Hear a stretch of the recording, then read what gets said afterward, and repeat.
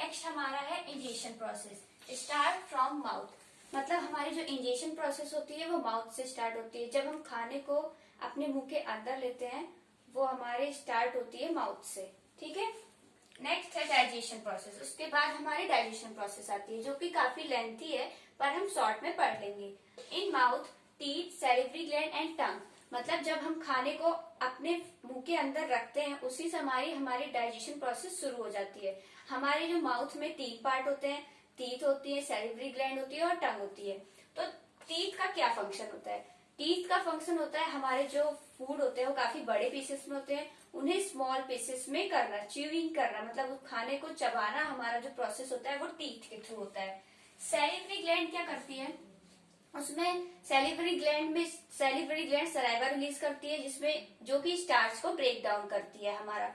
और टंग का क्या वर्क होता है? टंग का वर्क होता है जो सलाइवा सैलिवरी ग्लैंड रिलीज कर रही है उसको खाने के साथ मिक्स करना।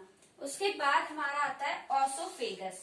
ऑसोफेगस हमारी एक फूड पाइप है जो खाना हमारा मुंह में थोड़ा बहुत ब्रेक डाउन हो चुका होता है उसे वो क्या करती है कि पास फूड डाउन इन स्टमक, मतलब जो हमारी ओसोफेगस है वो जो खाना हमारा ब्रेक डाउन हो चुका है उसे स्टमक में पास करती है। किस प्रोसेस के थ्रू?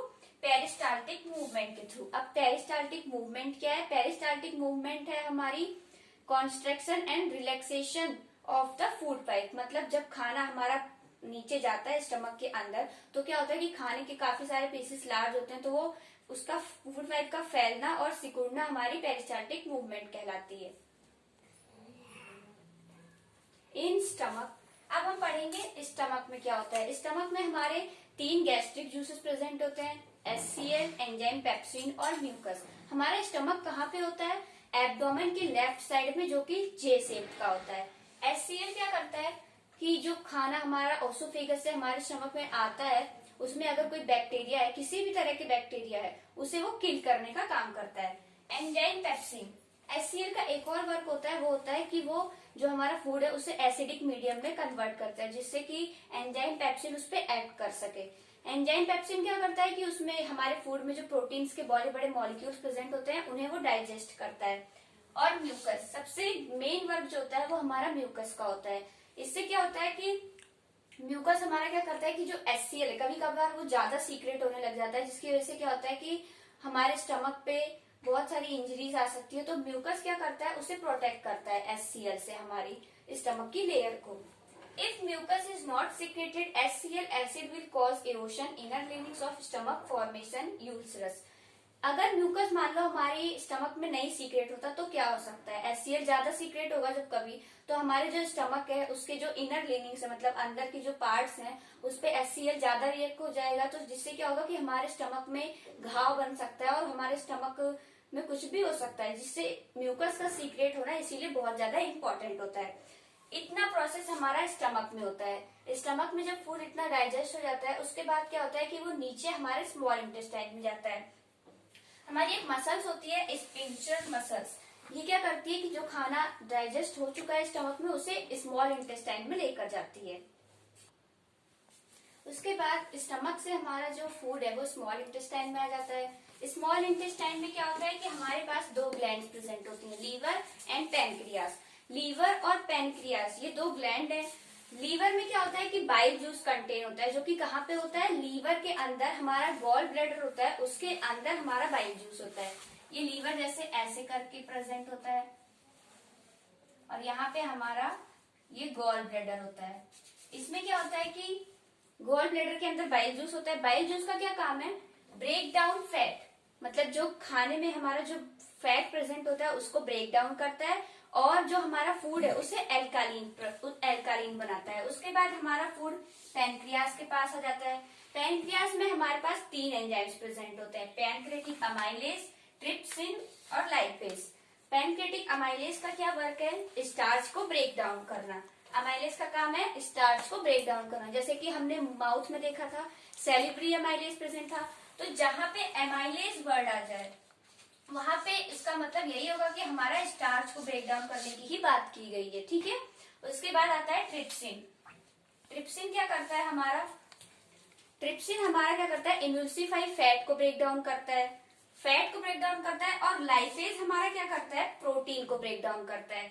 इन तीनों का यही वर्क होता है। इसके बाद हमारा ये जो फूड है वो क्या करता है कि यहाँ पे ट्रिप्सिन जो प्रेजेंट है वो हमारा फैट को ब्रेक डाउन कर देगा, लाइपेज प्रोटीन को ब्रेक डाउन करता है। उसके बाद हमारे जो स्मॉल इंटेस्टाइन में इंटेस्टाइनल जूस प्रेजेंट होते हैं जो कि ग्लूकोज को, फैट्स को, इन सब चीजों को दूसरी चीजों में कन्वर्ट कर देते हैं। सेलिब्रिया माइलिस क्या करता है, स्टार्च ब्रेक डाउन करता है। उसके बाद हमारा ट्रिप्सिन, ट्रिप्सिन क्या करता है, हमारा जो होता है वो प्रोटीन को डाइजेस्ट करता है। ट्रिप्सिन का क्या काम है, हमारे जो फूड में प्रोटीन्स प्रेजेंट होते हैं, प्रोटीन्स के जो मॉलिक्यूल्स प्रेजेंट होते हैं उसको ब्रेक डाउन करता है।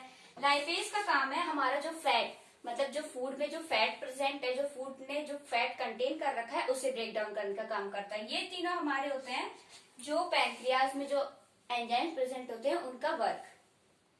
थ्री। उसके बाद क्या होता है, हमारा डाइजेशन प्रोसेस कंप्लीट हो जाता है, फिर एब्जॉर्प्शन प्रोसेस स्टार्ट होता है। एब्जॉर्प्शन प्रोसेस क्या, जो हमारी स्मॉल इंटेस्टाइन में एक फिंगर लाइक स्ट्रक्चर प्रेजेंट होता है, ये उसका नाम, मतलब उसे हम क्या कहते हैं, विली। इससे थ्रू क्या होता है, हमारा एब्जॉर्प्शन होता है। विली क्या करता है कि जो फूड हमारा कंप्लीटली डाइजेस्ट हो चुका होता है उसे ब्लड तक पहुंचाता है। ब्लड तक पहुंचाने के बाद क्या होता है कि हमारा जो ब्लड में जो है डाइजेस्टेड फूड मिक्स हो जाता है। उसके बाद धीरे धीरे करके वो पूरी बॉडी में हमारे ब्लड के थ्रू हमारा जो डाइजेस्टेड फूड है वो पहुंच जाता है जहां जहां उसको जरूरत होती है। इससे क्या, ये नैरो क्यों होती है, ये भी क्वेश्चन आ सकते हैं बोर्ड में कि जो ये विली का जो स्ट्रक्चर है वो स्ट्रेट क्यों नहीं है, नैरो क्यों है। उससे क्या होता है कि ये नैरो क्यों होता है, क्योंकि जो जिससे कि ये ज्यादा से ज्यादा जो फूड एब्जॉर्ब हुआ है उसे अपने पास ला सके। अगर ये स्ट्रेट होता तो इससे क्या होता कि इतना फूड नहीं आ पाता, सीधा फूड पास हो जाता। अगर ये नैरो लाइक इसलिए है ताकि यहाँ पे जो ज्यादा से ज्यादा फूड आ सके और ज्यादा से ज्यादा हमारे ब्लड में एब्जॉर्ब हो सके।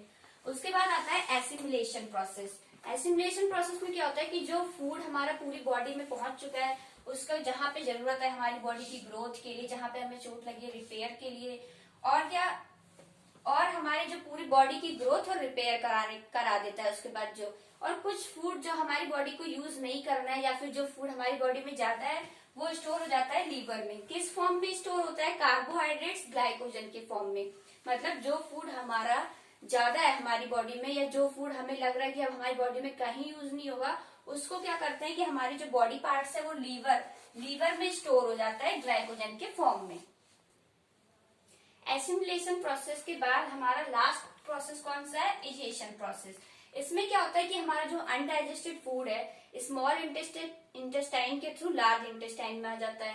लार्ज इंटेस्टाइन में आने के बाद क्या होता है कि रेक्टम, हमारे जो लार्ज इंटेस्टाइन में यहाँ ऐसे करके एक स्ट्रक्चर प्रेजेंट होता है, यहाँ पे ये वाला स्ट्रक्चर जो होता है हमारा रेक्टम होता है।